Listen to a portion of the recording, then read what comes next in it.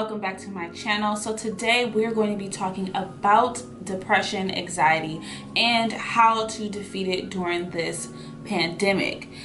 I would like to have gotten this video out when this pandemic first started and everybody was doing quarantine and staying at home, and of course having depression and anxiety is the worst thing for us because you're always in your head and you're always by yourself, especially if you don't have family to quarantine with. So today I'm going to give you guys 6 amazing tips that I've been following and that I'm incorporating into my life during this pandemic to help me have a better, successful life and coping with my depression and my anxiety and just pretty much defeating both of them. So before we jump into this video, don't forget to like, comment, and definitely share and subscribe. Subscribe down below, hit your girl up, help them numbers go up because that's what we want. We want to reach out to more people. We want to help more people. That's what I am here for, to help you guys. I was sitting in my room and I thought, like, wow, Jackie, like, that depression video really got a lot of views and a lot of comments and a lot of questions. And people are really helping other people and you're helping other people. So I thought, let's keep going. Let's help more people. And in light of all the chaos that's going on in this country, if you don't know, I'm in the US and it's a hot mess. It's ghetto over here, okay? And there's a lot of crazy stuff going on. But on top of that, a lot of people are suffering from all the pandemic that's happening and the election stuff and the voting stuff and just in general other people being really nasty to other people. You don't know what no one's else situation, so let's just be kind. Like, why do we have to get ugly all the time?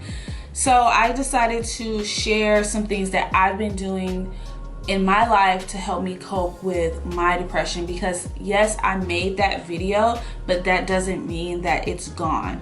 And yes, I did make a video on how to cope with depression, so some of these tips may run into that same video, but because we're in a different situation, I'm going to apply them differently and I'm going to give different tips on different things. So that's pretty much the gist of that.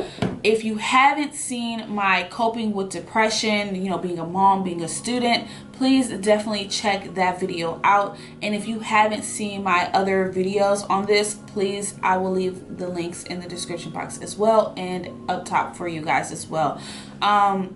Not my proudest moment, but I felt like sharing my story was definitely the proudest moment because I wanted to help other people. And I think some people took it as me having a, pity party, trying to get a little bit of sympathy from people, and that's not the case.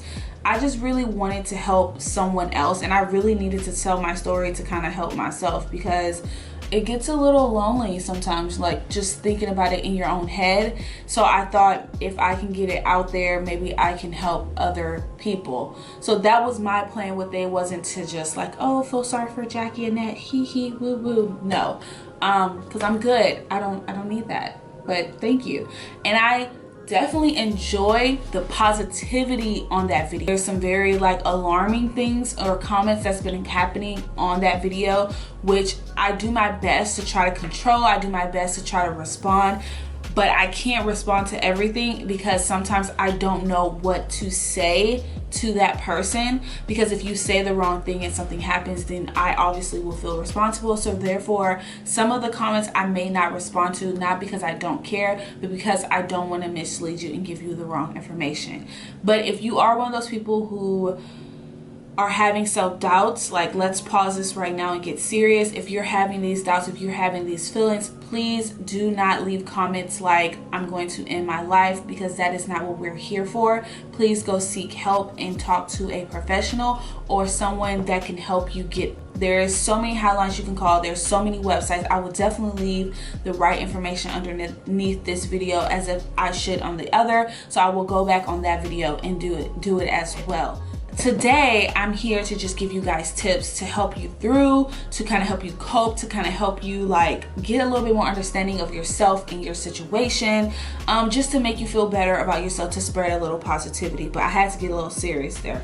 So let's go ahead and get into it. The first one is to stay connected. It is so easy for us to get disconnected in this world of the crazy that we forget to be connected and it's too late. Now, if you don't have depression, but you know someone who do and you haven't talked to them in a while, that's probably something you may need to do. Check on them. Just say, give them a quick text or a FaceTime or a call, like, hey, how are you? How are you doing?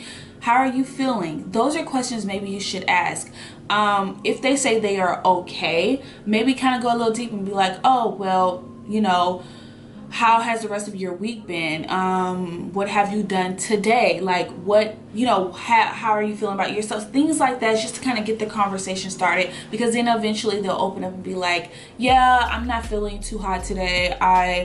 I feel da da da, and you know, you can help that person. So, and if you are someone who is going through depression, it's okay to reach out to someone like, hey, how are you? And if they say they're good, how are you? Say, not so well. It's okay. It's okay to say that. Like, it's okay to say that you're not doing okay. Because how would that person know that you're not doing okay? It's okay to stay connected to your family. Let's FaceTime. Let's chit chat. Let's get on Google Meets. Let's get on Zoom. Let's do this. Let's, you know, have some weekly meetings where you talk to some of your family or your friends. Like, stay connected. Like, it's so easy now because of all the technology, but it's also really hard because of the technology. Like, people get lost and be on social media all day. Number 2 is, if you're on quarantine or you're doing this pandemic with family, stay connected with your family indoors, like playing games. If you're not quarantined with someone indoors, definitely link up and have Google Meet meetings where y'all can do games weekly on Zoom or Google Meets. Have some family game, have a game night. Here at home, I have Greg, Zoe, and the girls, and you know, we do movie nights. Sometimes we'll play Uno or Monopoly because Zoe's getting older to play. We'll see his mom because we see them every day, so it's kind of okay for us to go see them, and the same thing for my mom. So we just kind of stay connected with family that way.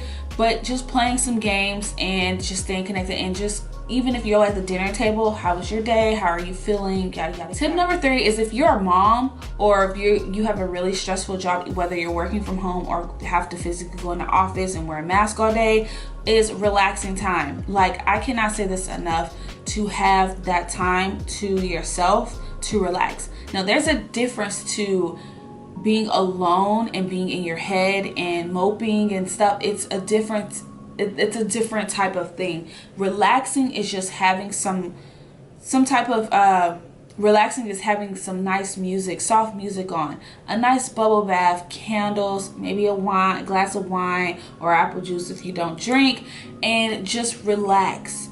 Take time out the day and say, hey, you're good today. Like, look at all the things you accomplished. You got up out of bed, you took a shower, you brushed your teeth, did your hair, washed your face, you took the kids to school, or you helped them with their virtual learning, you helped them with their homework, you got work done, you did some chores. Okay, say you didn't take a bath. That's okay. You got some chores done, you did some laundry, you did this. Those are little things that for a normal person is just like, what? Like, getting out of bed?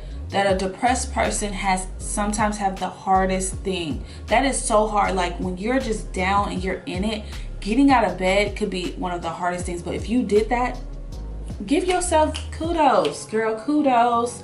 Do not sleep on the little things. So take some time to relax and to unwind and to feel like you're in a good place. Number 4 goes into the relaxation, is start a journal. Like I told you guys on my coping is journaling. I love to journal. I had several journals. I had to tone it down a little bit because I had too many journals, but I love to journal. And I recently, at like around Christmas time, started journaling even more. I started an art journal, bullet journal, I guess that's what you call it.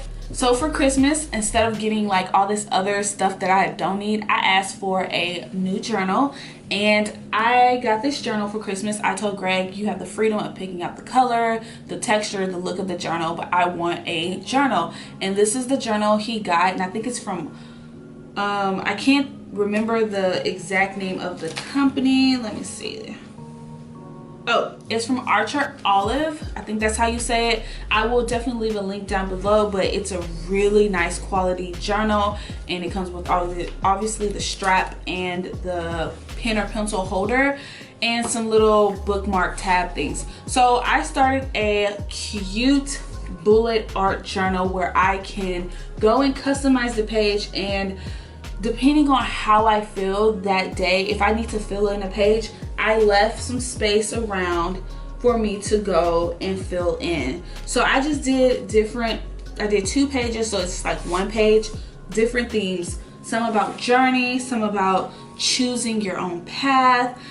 Whatever I feel that day, I make a page on, and then when I'm feeling a different way another day, I choose a page to fill in. So yesterday I went in and filled in this page that I create. Each page I put a nice quote that pertains to the theme of the pages. I always put a quote to remind me of how I'm feeling or how to get out of the space that I'm going to be filling in. And I also did a workout kind of tracker journal situation for the first week, and then I'm going to add another page for the second week. So journaling could just be your own style. You don't have to get super creative like this. You could just really get a basic journal and just write out your feelings. Make sure you're putting a date, putting how you felt, and coming back a few days later and rereading that to say, hey, I'm not in that place anymore, and I'm happy I'm not, and see the progress. However you do it the way that makes you feel comfortable. This is something that makes me feel comfortable.